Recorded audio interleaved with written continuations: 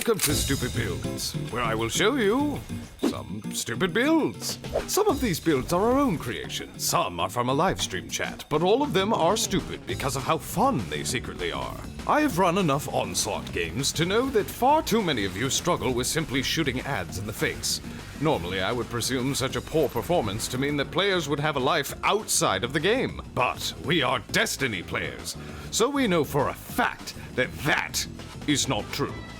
Thankfully, I have a build that will make at least one part of your existence slightly less disappointing. This build makes ad clear so mindlessly easy that even the most inexperienced imbecile can carry a team with it. Even more so if the player has more brain cells than Hatsune Miku figurines. Thorn is being slowly taken back away from the Cheeto-covered fingers of the PvP player base and reluctantly placed in the concerningly well-moisturized hands of the PvE player base. Its base damage, combined with its damage over time, will emulsify the squishy remains of nearly every single red bar enemy in Onslaught with a single bullet, and leaves tougher enemies with terminal cases of regret.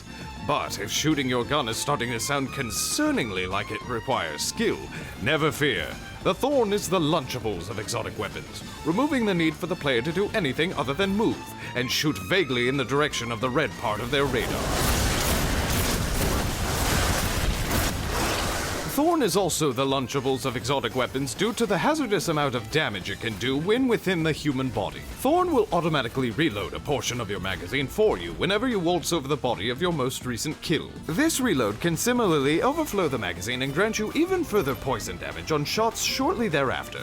And we all know Warlocks are Bungie's favorite creature, so they gifted them uniquely the ability to turn their Thorn from a one-bullet delete button into projectile-based middle fingers. The exotic armor necrotic grips have had a hidden synergy that's about as well hidden as the US government's true intention for banning TikTok. Kills with the Thorn while wearing these arm pieces will cause a poison explosion around the final blow, absolutely eradicating the entire bloodline of that unfortunate fallen you just murdered.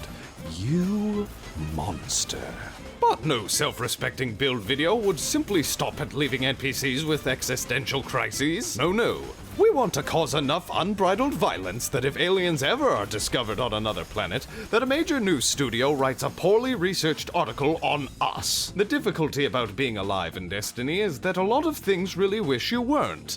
Accordingly, we have for ourselves possibly the most main character plot armor bullshit that could rival even Goku. Weavewalk is a refreshable get-out-of-jail-free card, as well as an unbelievably effective threadling factory. At the cost of a bit of our melee energy, we can generate up to 5 threadlings and become absurdly damage-resistant for about 4 seconds. We can then influence these small impressionable threadlings to go perform horrific acts of violence by shooting enemies in the face, of which they will follow suit. The build creator also had us run this with Mindspun Evocation, allowing us to grant our Thorn the ability to suspend enemies after munching down on our grenade like a Titan munches down on a 64-pack of Crayolas. In my time experiencing this during the live stream, it felt completely unnecessary because what's the point of suspending corpses?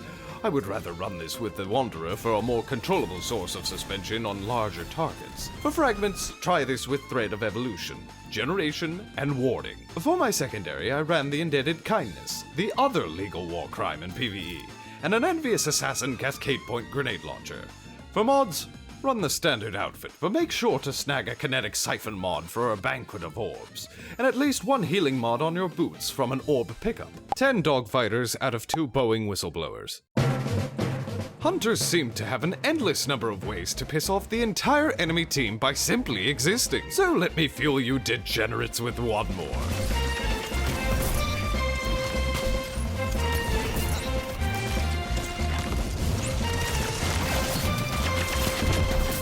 Tiku's divination was not a weapon I anticipated finding any form of success with, especially with the massive nerfs to bows. But lo and behold, this build effortlessly played whack-a-mole with the heads of enemies. The trick seems to be in how Tiku's deals damage. While most lightweight frame bows like Tiku's can't punch out enough to double body shot targets, because of the scaled up explosion damage, this breakpoint is easily surpassed. While we always say aiming is for poor people, today we live paycheck to paycheck by only truly aiming half of the time. Our first volley will be from the hip, which allows the Tikus to lock onto up to 3 targets to tag with Sacred Flame. Dealing aim down the sight's damage on targets inflicted by this flame will cause them all to erupt, reminding them violently about the rule of don't bunch up. Assuming your bow shot landed on their skull, this will net you a kill. But if you're needing follow-up tools, we pack some buckshot and even some more explosions. Our exotic armor for this build is the Caliban's Hand. The idea being that if we happen to land a body shot on a Sacred Flame target, the Calibans may also allow us to chain together a cacophony of ignitions with a well-placed throw. More realistically, we can use this as a means to guard entrances and exits better than any teammate could. Aspects are where things are tad unusual. This build creator seems to have made the mistake of playing the video game for fun and ran it with the gunpowder gamble. This may have been an accidentally genius selection because the gunpowder gamble grenade, for whatever reason, is treated like an enemy to the Tikus. To explain why this is here is Loremaster Bife. Never mind. Apparently we didn't have it in the budget!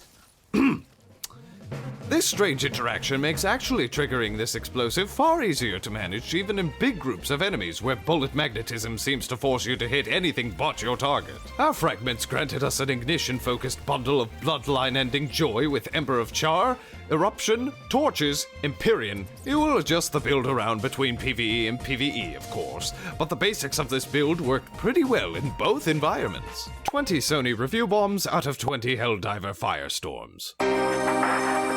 Titans are the powerhouse of the Destiny universe, able to punch the soul out of quite literally anything within arm's reach, but sometimes they get sad for being made fun of as the brainless class. So, what better way to assert your intelligence than to do what the Warlock nerds do, but better? While a skilled Warlock can cast fuck everything in this general direction every few seconds, this Titan build can cast that same spell as fast as they can press the grenade button. Ashen Wake causes the Titan's fusion grenade to detonate on impact, and grant grenade energy on grenade kills.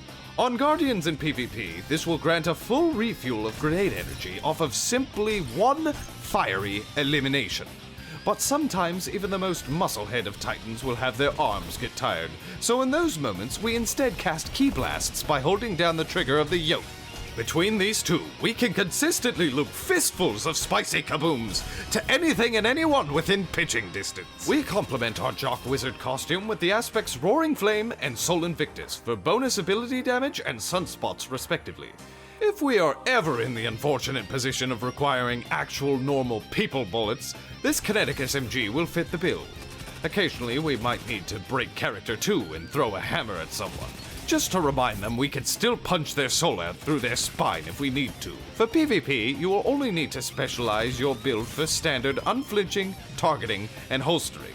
But for PvP, you may need a handful of grenade kickstarts if your Splash of Sunny D fails to roast enough targets. For both builds, however, be sure to run the Firepower mod for orbs on grenade kills, and Ashes to Assets for super energy during the same. Run this with the Burning Maul, and simply swap to your Pyrogales during boss DPS phases on Onslaught if you feel the need for the extra oomph. This build is a tad ancient, but continues to be a staple for people who like to giggle like a deranged schoolboy while blowing people up with a single button. Just remember that you will need to soften targets up in PvP before casting Fireball, and to be sure to shout the names of your spells as you cast them to make sure you are an authentic wizard.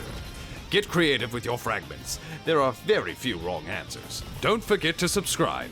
Bless your faces, and deuces.